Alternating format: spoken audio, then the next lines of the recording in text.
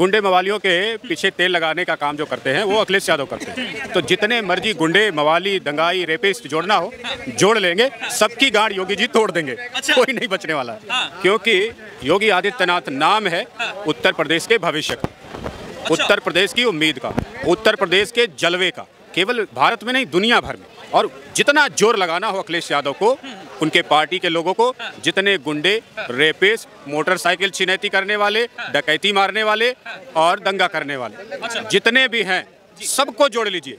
और कुछ चंबल के डकैतों को भी जोड़ लीजिए जो अभी बच खुच गए हों, उनको भी जोड़ लीजिए। योगी जी सबकी गांड तोड़ देंगे, कोई खड़ा होने लायक अपने पैरों पर नहीं रहेगा और तभी उत्तर प्रदेश का भविष्य चमकेगा। तो उत्तर प्रदेश के जो भविष्य को चमकाने का जिम्मा है वो योगी आदित्यनाथ के साथ लग रहा है। इस बार उपचुनाव वालियों की उम्मीद, गुंडे मवालियों की राजनीति, चोर डकैतों की राजनीति, उनको पुचकारना, उनको लॉलीपॉप देकर के आम आदमी एक बेटी का बलात्कार करवाने का ठेका, यही अखिलेश यादव का और इनकी पार्टी का है। और ऐसे तमाम लोगों का नस नस तोड़ करके उत्तर प्रदेश से नामो निशान मिटा देने का काम योगी आदित्यनाथ का है। यही फर्क है जोड़ने में और तोड़ने में। अच्छा, लेकिन आप बताइए दोनों नारों में किसका समर्थन, क्योंकि अगर बटेंगे कटेंगे वाला का समर्थन कर रहे हैं की संख्या में मुसलमान लड़के लोग हिंसा से दूर हटे, अपनी रोजी रोटी कमाने में लगे, सुकून की दो रोटी खा रहे। वही अखिलेश यादव की सरकार में कहीं मोटरसाइकिल छीनते रहे, कहीं गुंडई करते रहे, रोज थानों में जाते रहे, रोज उनके ऊपर केस चलता रहा, परिवार का परिवार बर्बाद होता रहा। यही काम, और सरकार सत्ता किसकी बनी? अखिलेश यादव की। ऐस और लब्बो लुबाब किसका था? अखिलेश यादव का। कड़ाही में भून कौन रहा था? इनके यही गुंडे, नए नए लौंडे जो इनको नहीं समझ पा रहे थे, जिनको जोड़ने की बात ये कर रहे हैं, यही सब तले भुने जा रहे थे, कहीं थाने में, कहीं कोर्ट में, कहीं कचहरी में, कहीं आपस में की मारपीट में। उन सब से मुसलमान भी बाहर निकल गया, सुख शांति की लाइफ जी रहा। और क्या जोड़ेंगे ये? किसको जोड़ेंगे? जिनका जीवन इन्होंने नर्क बनाया था। योगी जी ने बुलडोजर चलाए, 100, 200, 500 लोगों के घर गिरे, लेकिन कम से कम 2, 4 करोड़, 20 करोड़ लोग शांति से तो हैं। अच्छा। अगर 100 लोगों के 100 गुंडों का घर गिराने से 20 करोड़ लोगों को शांति मिलती है, तो ये शांति, ये सुरक्षा, ये समृद्धि बहुत सस्ती है लोगों को।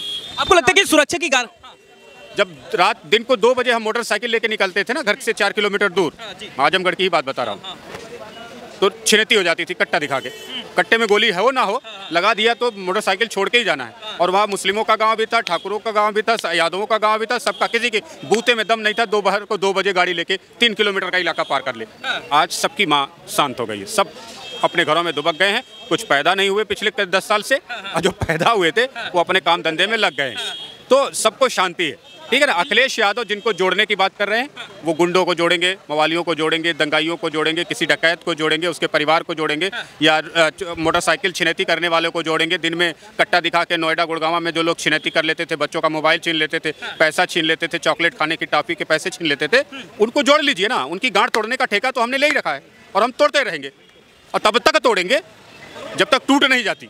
छोड़ने का प्रश्न ही नहीं। उत्तर प्रदेश के भविष्य को सुरक्षित रखने के लिए किसी गुंडे मवाली के साथ कोई समझौता करने की जरूरत नहीं। सबको तोड़ करके रखना है, सबको एकदम मिट्टी में मिला के रखना है, जिससे आम व्यक्ति, आम रोजी रोटी करने वाला हिंदू, मुस्लिम, सिख, जैन, बौद्ध, लड़का लड़की, बूढ़ा जवान, सब सुरक्षित हो, सब शांति से रहें, मेहनत की रोटी खाएं और मेहनत से जिए।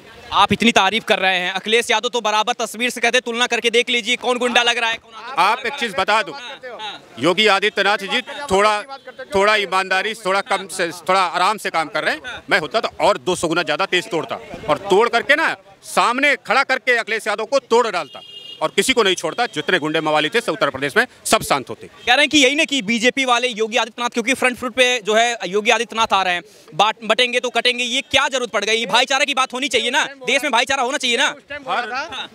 जब हमारी जो यात्रा निकलती है, भगवान की रैली निकलती है, उसमें गोलियां चलाते हैं, पत्थर मारते हैं, उस टाइम हिंदू जो दाएं बाएं भाग जाता है। तो इसलिए कह रहे हैं कि बटोगे तो कटोगे, इकट्ठे रहो, एक रहो, इनसे मुकाबला करो। जो दंगाई है ना तो वो हिंदू है ना मुस्लिम है।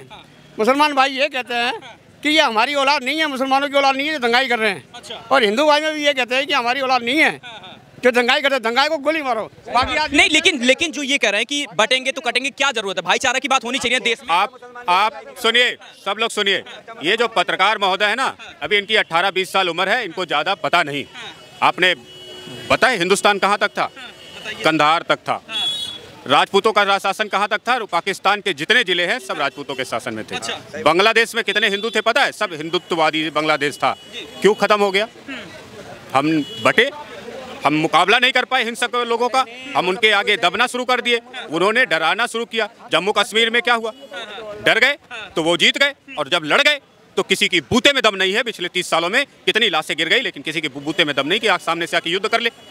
किसी आतंकवादी की भी दम नहीं है कि सामने से आके युद्ध कर ले। पूरे पाकिस्तान की औकात नहीं है कि सामने से आके एक पंडित से लड़ ले जम्मू कश्मीर में, एक हिंदू से लड़ ले जम्मू कश्मीर में। पूरे पाकिस्तान की औकात नहीं है। जब लड़ेंगे आप, एक साथ खड़े होंगे आप, तो दुनिया की कोई ताकत आपको हरा नहीं सकती। और जब आप पूंछ दबा के भागेंगे, चाहे आप हिरन हो, चाहे नीलगाय हो, चाहे काले वाले ताकतवर भैंसे हो, चाहे हाथी हो, सब पेले जाएंगे। जब भागेंगे बटेंगे तो सब पेले जाते हैं। एक ही शेर सबको मार देता है, लेकिन 4 भैंसे आपस में लड़ जाती तो वीडियो देखा होगा, शेर की गांड तोड़ देती है। ठीक है, लेकिन आपको नहीं लगता कि यही कहानी योगी आदित्यनाथ ने कहा, हिंसा कोई भी कर रहा हो, कितना भी मुस्लिमों का गढ़ हो, किसी का भी गढ़ हो, आतंकवादियों का ही गढ़ क्यों ना हो, एक होकर के लड़ोगे तो हिंसा पर तुम्हें विजय प्राप्त होगी। और हिंसा जो करने वाले हैं उनकी 4 पीढ़ियां भी हिम्मत नहीं जुटा पाएंगी तुम्हारी तरफ आंख उठाने की। पंजाब में क्या हुआ, 1947 में गांड तोड़ी थी पाकिस्तानियों की। आज भी उनके आतंकवादियों की हिम्मत नहीं होती कि पाकिस्तान वाले जा करके पंजाब में उंगली करें। समझ में आई बात, नहीं करते उंगली भाई। 1947 में तोड़ी थी, तो जब मिल करके तोड़ोगे तो कोई हिंसा नहीं होगी, कोई दंगाई नहीं होगा, कोई पत्थरबाजी नहीं होगी, हर तरीके के अपराध पर आप अंत कर पाएंगे। आपको नहीं लगता कि जो योगी जी हमेशा जो भाषण देते हैं, जैसी बातें करते हैं, वो वही मुख्यमंत्री के तौर पे जो विपक्षी दल कहते हैं कि मुख्यमंत्री की ये भाषा तो हो ही नहीं सकती। तुम्हारी एक और मैं बात कह दूं, तुम अभी बहुत इमैच्योर हो, जब तक तुम्हारी समझ में आएगी दुनिया बहुत दूर। अखिलेश यादव कह रहे हैं, हम तो उनकी बात का कर रहे हैं। तुम्हारी बात कह रहा हूँ, अखिलेश की छोड़ो। 5 साल तो बनाया वो। पिछले 1500 सालों से जब से मुगल आए, हिंदुस्तान के हर राजा ने, हर सेना ने नैतिकता के साथ उससे युद्ध किया, समझाया, उसकी गलती पर उसको गलती दिखाया, लेकिन मुसलमानों ने कभी अपनी गलती नहीं मानी, कभी सुधरे नहीं, और कभी अपनी गलती पर उन्होंने बेइज्जती महसूस नहीं की, चाहे वो महिलाओं के साथ जघन्य अपराध हो। तो इन्हें समझाने का, ये मान लेना कि ये सुधर जाएंगे, ये अपनी गलती मान लेंगे, ये संभव नहीं है। ये ऐतिहासिक फैक्ट है।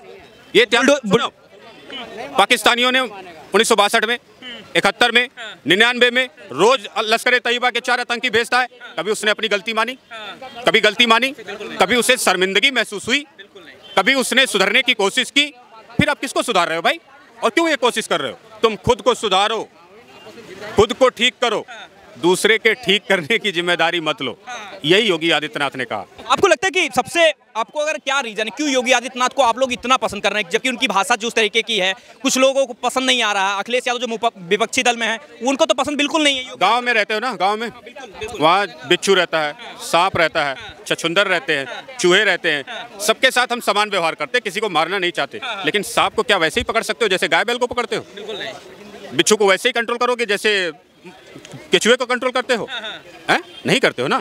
तो जो जैसा, जिसका जैसा स्वभाव है, जिसका ऐतिहासिक फैक्ट है, जैसा ज्ञान है, उसको उसी तरीके से समझा सकते हो, उसी तरीके से कंट्रोल कर सकते हो। अन्यथा तुम पेले जाओगे, वो तो तुम्हें पेल के निकल लेगा। सांप तुम्हें काट लेगा, बिच्छू तुम्हें मार देगा, छछुंदर तुम्हारी छेद कर देगी, चूहा तुम्हारा कुतर देगा। जो जैसा हो, जिस तरीके का अपराधी हो, जिस तरीके की मानसिकता हो, उसे उसी तरीके के युद्ध तरीके अपना करके निपटाया जा सकता है। अन्यथा पेले जाओगे तुम शुद्ध।